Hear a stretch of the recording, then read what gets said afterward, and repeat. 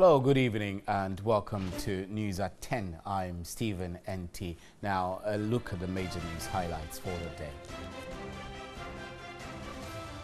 The minority in Parliament Tuesday walked out of the chamber in protest over the conduct of the Speaker, Professor Mike Aaron Okoye. This was after the Speaker had ignored views from the minority leader Haruna Idrisu when a motion on rescission of the Ameri deal was moved in the House by MP for Adansi-Asokwa, Katie Hammond. The minority accused the Speaker of endangering parliamentary democracy.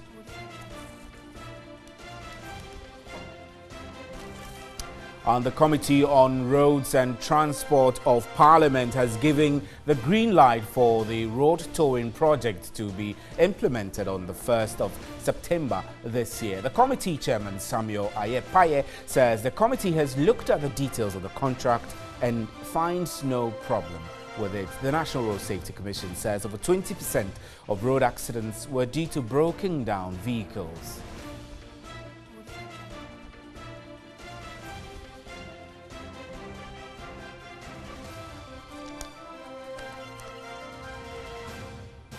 And former President Jerry John Rawlings has backed the AMA Chief Executive to rid the city of filth. A team of sanitary inspectors led by the Chief Executive visited parts of Accra, including the residence of former President Rawlings, as part of efforts to begin a Clean Accra project.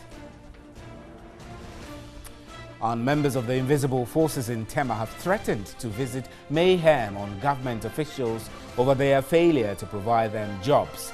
Angry, heavily built men who stormed a town hall meeting organized by the Information Ministry in Tema say they've run out of patience on the failed promises of government.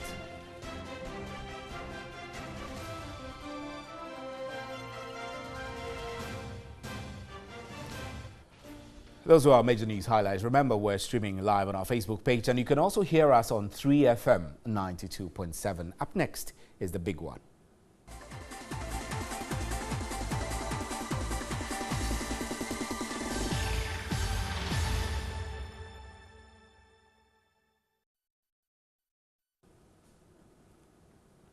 Welcome back. Now, the Committee on Roads and Transport of Parliament has given the green light for the road towing project to be implemented on the 1st of September this year. The committee chairman, Samuel Ayepaye, says the committee has looked at the details of the contract and finds no problem with it.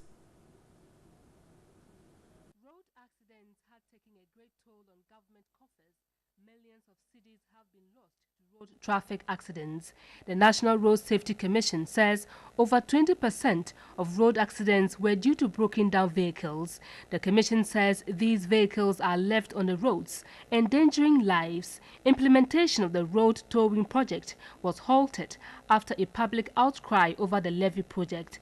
The Committee on Roads and Transport, which held a series of meetings with stakeholders, said it was satisfied with the contract details. We set up an ad hoc committee within the committee to study the contract and other documents that we've received from the private operator, service providers and other petitioners.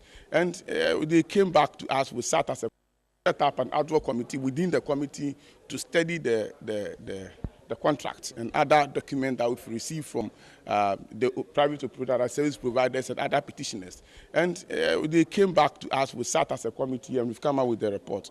The bottom line of it is that the project is a good project, yes, except that a proper education was not done. The chairman of the committee added the 20-year contract, which was signed in 2016, is subject to review after every 5 years. The date that these fees and charges were approved by Parliament, somewhere in the proposals were made in 2004.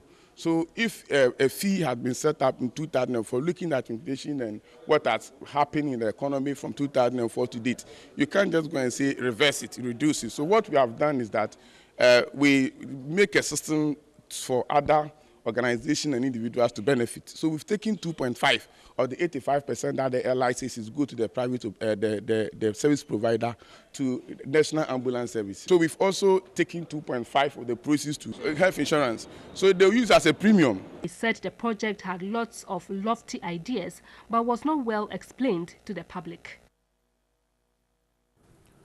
Now let's do some analysis on this. Nana Amihere is president of the Ghana Institute of Safety and Environmental Professionals. He's joining us in the studio. Nana, good evening. It's been a while. Yes, okay, it has so been, we're grateful that you could make time to Yes. come. And later on, we'll be going on to Skype to speak to Duncan Amwa, who is executive, on telephone, I beg your pardon, to speak with the executive secretary of the Chamber of Petroleum Consumers, COPEC, Duncan Amwa. So, Nana, let's start with you.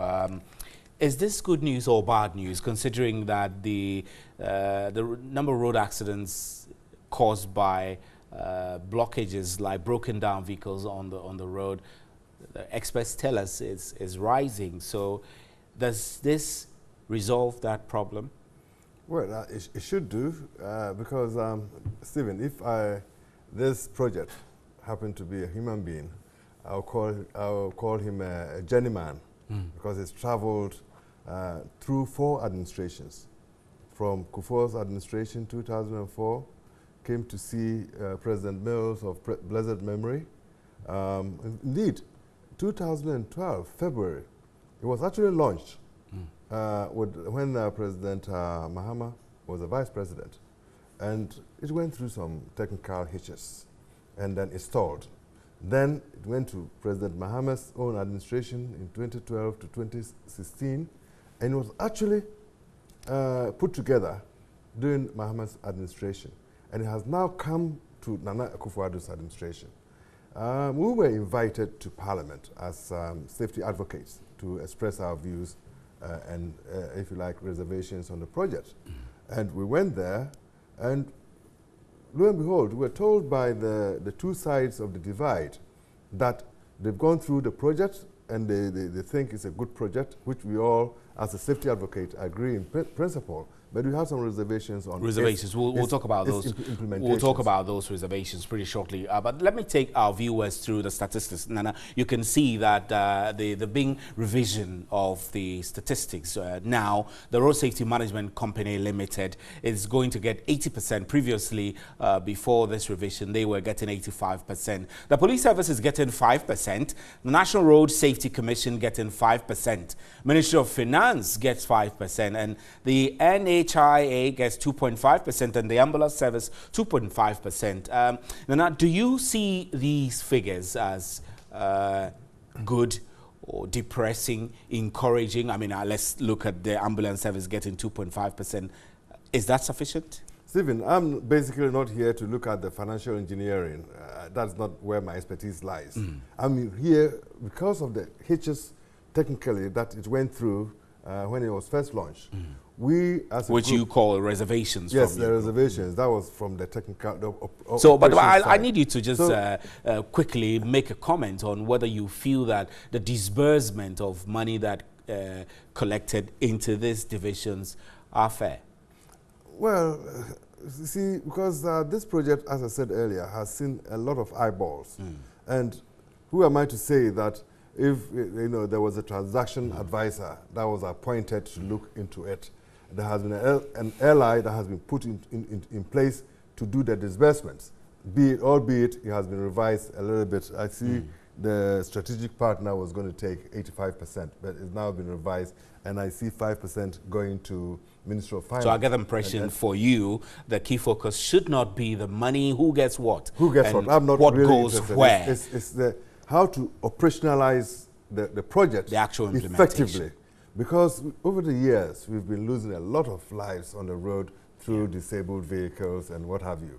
So I'm really, when it had a hitch, when it was first implemented or when it was first launched, I put a small team together to look at how you can use technology to affect its effective implementation.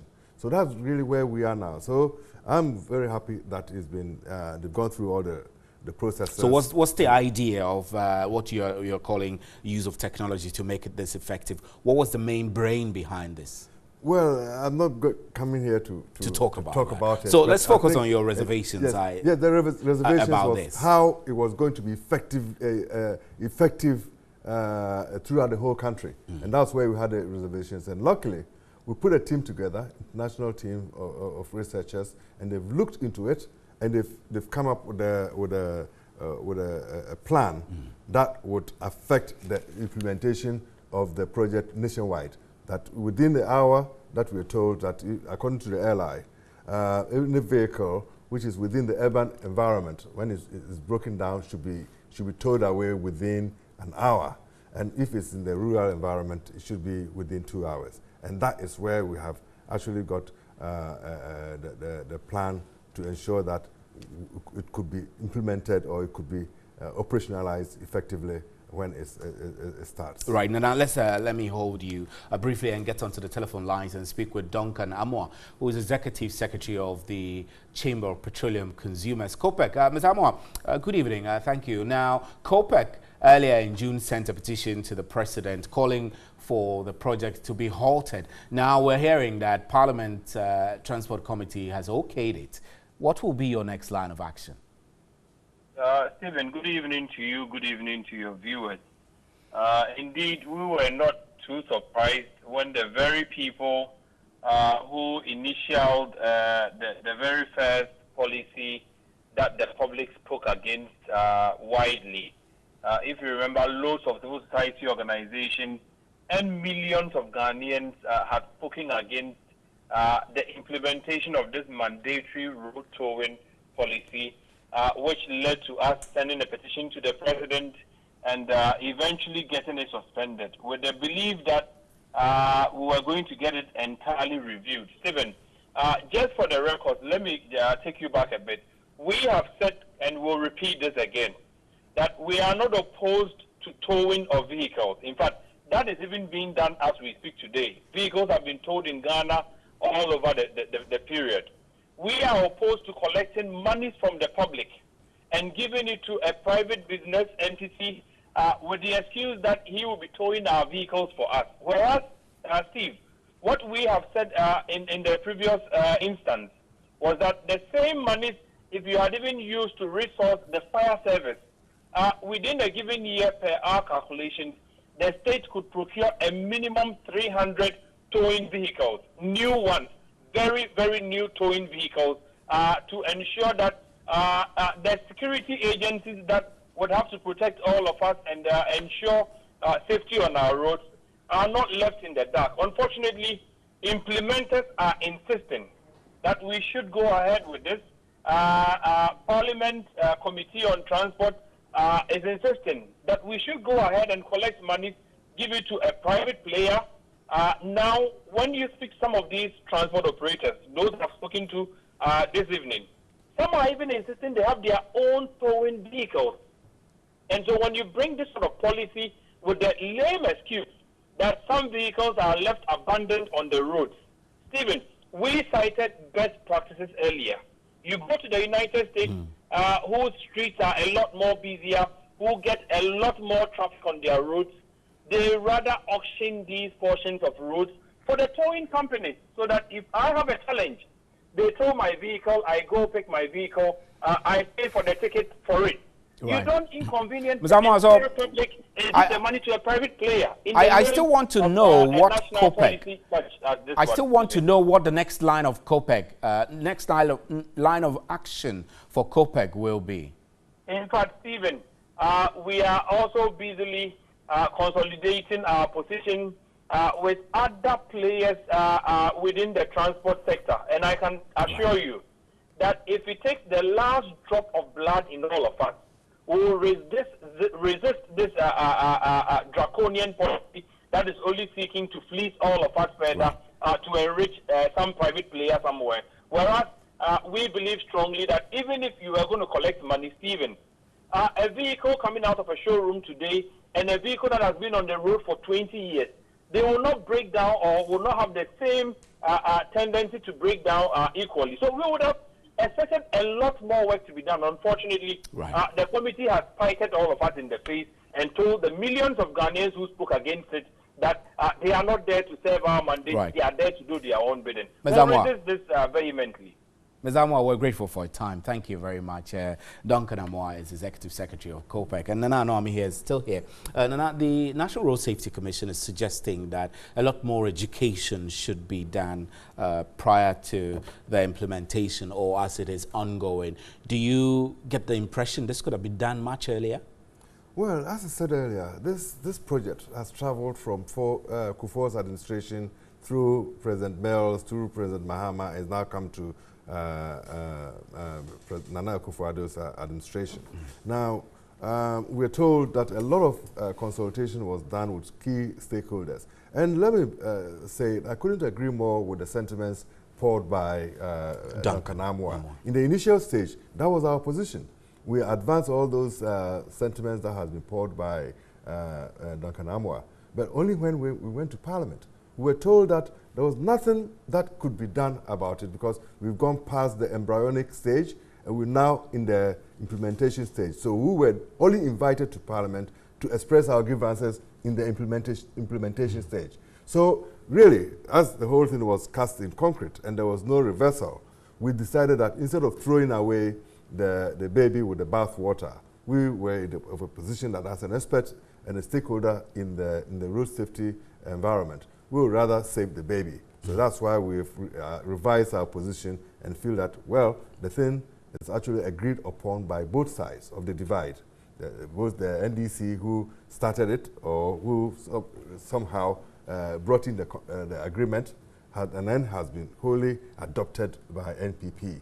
So why am I going to go and then cry over a spilt milk? Because the milk is spilt already. And then we need to start focusing on implementation. Now that we have gone beyond all these stages, as I said, the conceptual stage, the embryonic stage, and now we've come to the implementation stage. What is it that we can advance to make it successful? So basically that's where our position is now. Right, so let's look at that. We are looking at how we're going to use technology to affect its implementation smoothly and successfully. Okay, so let me digress a little bit.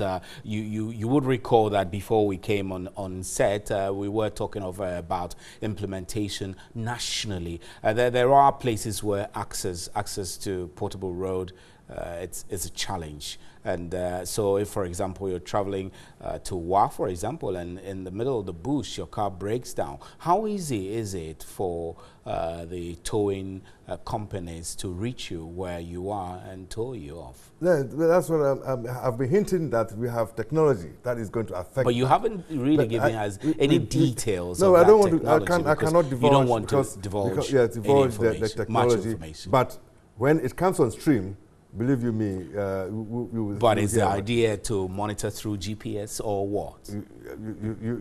You've got we'll get there when we cross the bridge. Yes, okay. Now I'm here. We're grateful that you could make time to pass here and have a chat with us. Thank you very much. Nana Anoami here is with the Ghana Institute of Safety and Environmental Professionals. I am Stephen NT, and you're watching news at 10 on TV3, and you can also hear us live on 3FM 92.7. We'll be right back with more news.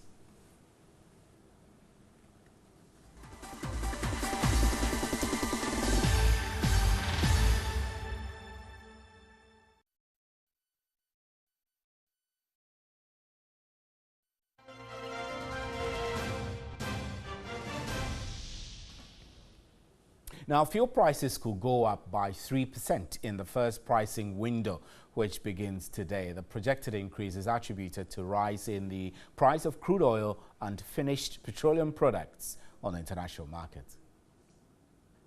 Fuel prices remained stable during the last two windows due to the decline in price of crude oil on the world market, a 1 to 2% fall in the prices of petroleum products, and a slight depreciation of the cedi against the major trading currencies.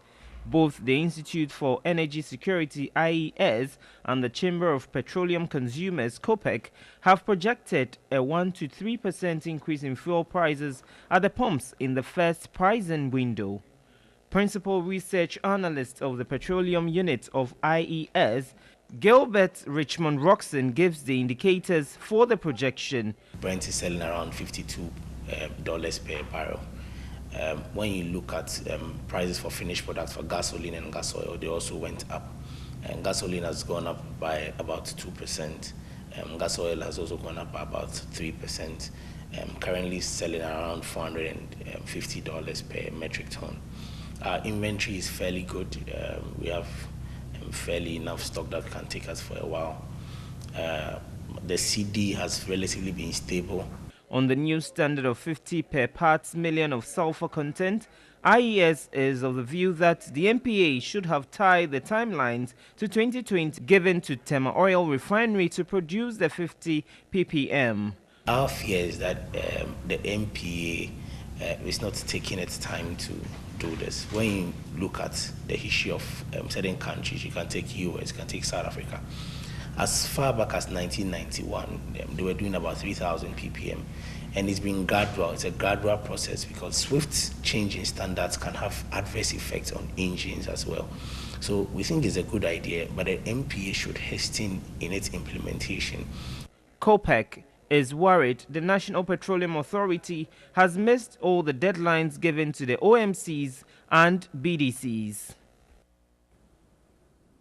And the Minister of Justice and Attorney General Gloria Akufo says it is unacceptable to run a system where a number of institutions have been credited to run law degrees and by law only the General Legal Council runs professional course.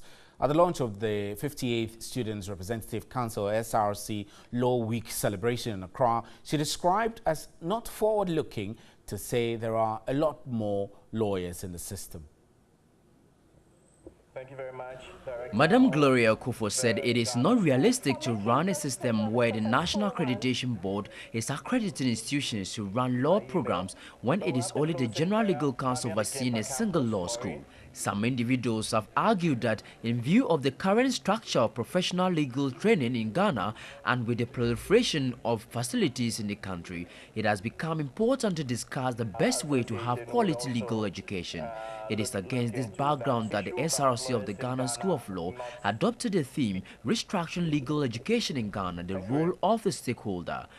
The Attorney General and the Minister of Justice Gloria Akufo admitted there is the need to change the legal education system and urged students to be more understanding to the challenges in the administration of the law school. We cannot continue to run a system where the National Accreditation Board is accrediting a number of institutions that offer law degrees. And yet by law, we have only the General Legal Council running a single law school. I do not share the view that we have too many lawyers. It is not forward-looking. The SRC president of the Ghana School of Law, Sami Jemfi, reiterated the need to effect some changes in the legal education and observed stakeholders should engage in discussions for reforms in the education system. Through this program, policies and programs will be developed to ensure that the quality of professional legal education is maintained and improved, but at the same time, access is also enhanced. The SRC later held the 12th Rick Akoto Memorial Lectures, where lawyer Kojo Bento Encho said the country has failed to clamp down on illegal mining and added environmental laws are not enforced. What I think that we, the legal profession and the citizenry should be aware of is that all the talk about policing has to be tempered with equal concern to constructively regulate it and to develop it. And former President Jerry John Rawlings has backed the AMA Chief Executive to rid the city of filth. A team of sanitary inspectors led by the Chief Executive visited parts of Accra, including the residence of the former president, as part of efforts to begin a Clean Accra project. The team began their journey from the Akwaje interchange through Ridge Runabout, where they inspected facilities along that path to ensure that companies and individuals abide by strict environmental practices. Before Ghana's 50th anniversary, the Accra Metropolitan Assembly had city inspectors from the town council who combed every town and city to ensure that citizens tidy up their homes. But however, the project, which was thought to be the best remedy to fighting Ghana's filth, was short-lived. Years after, the AMA is reigniting the Cleaning Ghana project, titled Sama Sama Project, where sanitation inspectors have been mandated to ensure a clean environment and penalize offenders. During the inspections, 3 companies were served with warning notice and were given 5 days to tidy up. The Barclays Social Center, the Independence Avenue, and the new branch of Carl Bank were outrightly served with notice. As a way of encouragement, the team awarded members of the public who ensured that the environment was clean. The law requires that you keep your surroundings also clean, as well as your inner compound. So we wish to come to those areas as a continuous process. The residence of former President Rawlings, which is located along the Independence Avenue, was also part of the places the MA conducted their inspection.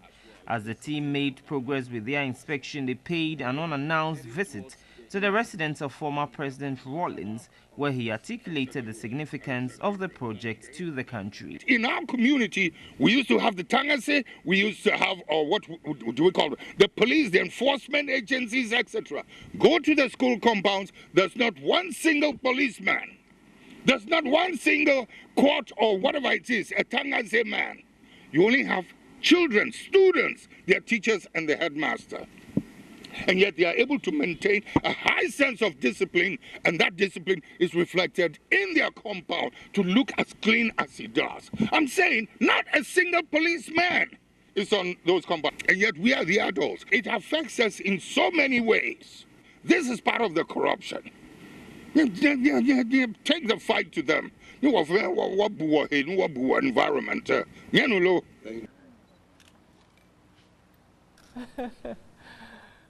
That's JJ for you. But that's how we draw the curtains on News at 10. I'm Stephen Enti. Thank you for making time to be with us, and thanks for leaving your dial on 3FM 92.7. Please enjoy the rest of our programs. Good night.